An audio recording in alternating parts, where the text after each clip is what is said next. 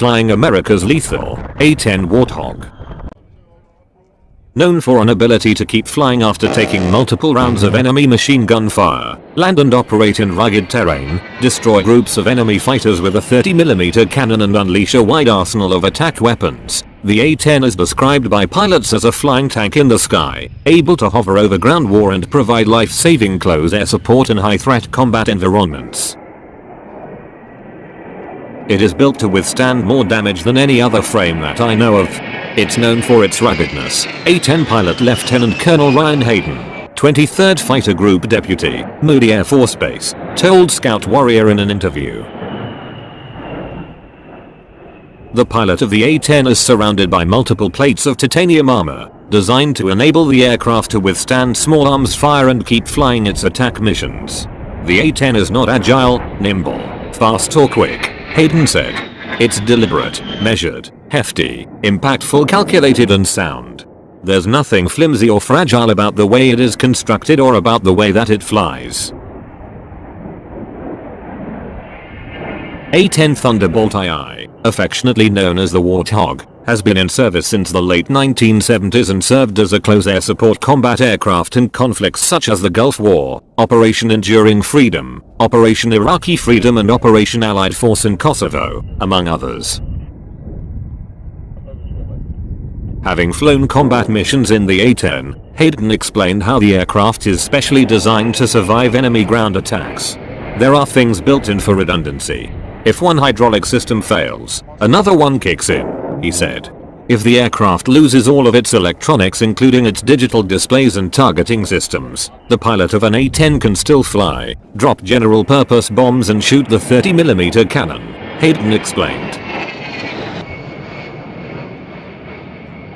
So when I lose all the computers and the calculations, the targeting pod and the heads-up display, you can still point the aircraft using a degraded system at the target and shoot. We are actually trained for that, he said.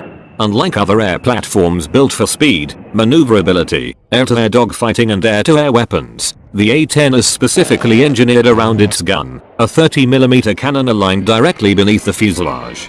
The gun is also called a GAU-8/A Gatling gun. The 30mm cannon has 7 barrels. They are centered the way the aircraft fires. The firing barrel goes right down the center line. You can point the aircraft and shoot at the ground.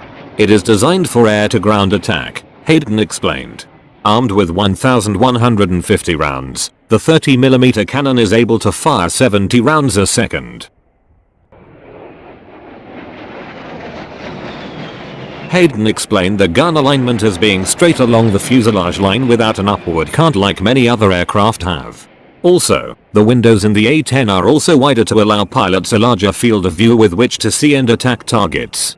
The engines of the A-10 are mounted high so that the aircraft can land in austere environments such as rugged, dirty or sandy terrain, Hayden said. The engines on the A-10 are General Electric TF34 GE100 turbofans. I've seen this airplane land on a desert strip with the main gear buried in a foot of sand.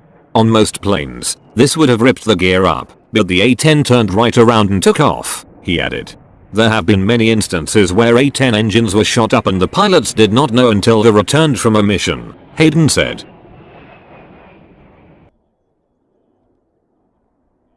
These aerodynamic configurations and engine technology allow the A-10 to fly slower and lower, in closer proximity to ground forces and enemy targets. The wings are straight and broadened. The engines are turbofan. They were selected and designed for their efficiency, not because of an enormous thrust. We have a very efficient engine that allows me to loiter with a much more efficient gas burn rate, Hayden said. Close air support. By virtue of being able to fly at slower speeds of 300, the A-10 can fly beneath the weather at altitudes of 100 feet. This gives pilots an ability to see enemy targets with the naked eye, giving them the ability to drop bombs, fire rockets and open fire with the 30mm cannon in close proximity to friendly forces. We shoot really close to people. We do it 50 meters away from people. I can sometimes see hands and people waving. If I get close enough and low enough I can see the difference between good guys and bad guys and shoot, Hayden explained.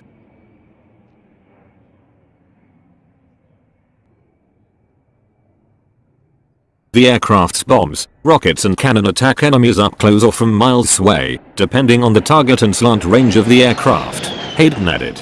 We deliver the munitions by actually going from a base position, then pointing the jet at the ground and then pulling the trigger once we reach the desired range, he explained.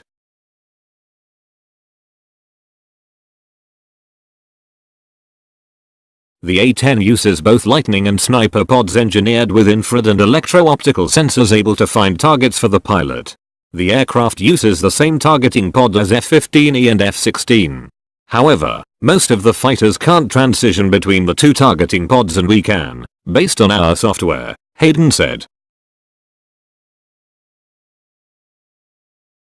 The A-10 carries a full complement of weapons to include Joint Direct Attack Munitions, or JDAM GPS-guided bombs. Its arsenal includes GBU-38s, GBU-31s, GBU-54s, Mk-82s, Mk-84s, AGM-65s, Maverick missiles, AIM-9 Sidewinder missiles and rockets along with illumination flares, jammer pods and other protective countermeasures. The aircraft can carry 16,000 pounds of mixed ordnance, 8 can fly under the wings and 3 under fuselage pylon station, Air Force statement said. A-10 avionics technology. Pilots flying attack missions in the aircraft communicate with other aircraft and ground forces using radios and a data link known as Link 16. Pilots can also text message with other aircraft and across platforms, Hayden added. The cockpit is engineered with what is called the CASS cockpit, for Common Avionics Architecture System, which includes moving digital map displays and various screens showing pertinent information such as altitude, elevation, surrounding terrain and target data. A-10 pilots also wear a high-tech helmet which enables them to look at targeting video on a helmet display. I can project my targeting pod video into my eye so I can see the field of view. If something shoots at me I can target it simply by looking at it, he explained. Operation Anaconda. During the early months of combat in Operation Enduring Freedom, in a battle known as Operation Anaconda, Hayden's A-10 wound up in a fast-moving, dynamic combat circumstance wherein US military were attacking Taliban fighters in the Afghan mountains. During the mission in March of 2002, Hayden was able to see and destroy Taliban anti-aircraft artillery, guns and troop positions. We could see tracer fire going from one side of the valley to the other side of the valley. We were unable to tell which was from good guys and which was from bad guys. Using close air support procedures in conjunction with our sensors on board, we deconstructed the tactical situation and then shot, he said. The future of the A-10. Many lawmakers, observers, veterans, analysts, pilots and members of the military have been following the unfolding developments regarding the Air Force's plans for the A-10. Citing budgetary reasons, Air Force leaders had said they plan to begin retiring its fleet of A-10s as soon as this year. Some Air Force personnel maintained that other air assets such as the F-16 and emerging F-35 multi-role stealth fighter would be able to fill the mission gap and perform close air support missions once the A-10 retired. However, a chorus of concern from lawmakers and the A-10's exemplary performance in the ongoing air attacks against ISIS has led the Air Force to extend the planned service life of the aircraft well into the 2020s. Despite the claim that other air assets could pick up the close air support mission, advocates for the A-10 consistently state that the platform has an unmatched ability to protect ground troops and perform the close air support mission. Sending the close air support aircraft to the boneyard would save an estimated $4.2 billion over 5 years alone, Air Force officials previously said. The overall costs of the program including life cycle management, sustainment and upkeep had made the A-10 budget targets for the service, however many lawmakers pushed back on the plans. There have been many advocates for the A-10 among lawmakers who have publicly questioned the prior Air Force strategy to retire the aircraft. Senator Kelly Ayotte, RNH and Senator John McCain have been among some of the most vocal supporters of the A-10. On several occasions, Ayotte has challenged the Air Force decision to retire the plane. The A-10 has saved many American lives, and Senator Ayotte is concerned that the Air Force might prematurely eliminate the A-10 before there is a replacement aircraft, creating a dangerous close air support capability gap that could put our troops at risk. An AOT official said several months ago. McCain, chairman of the Senate Armed Services Committee, welcomed the news that the A-10 might remain longer than the Air Force had planned. I welcome reports that the Air Force has decided to keep the A-10 aircraft flying through fiscal year 2017, ensuring our troops have the vital close air support they need for missions around the world. Today, the A-10 fleet is playing an indispensable role in the fight against ISIL in Iraq and assisting NATO's efforts to deter Russian aggression in Eastern Europe, McCain said in a recent statement. Also, the A-10 has been performing extremely well in ongoing attacks against ISIS, creating an operational demand for the durable aircraft and therefore reportedly informing this Air Force decision. With growing global chaos and turmoil on the rise, we simply cannot afford to prematurely retire the best close air support weapon in our arsenal without fielding a proper replacement.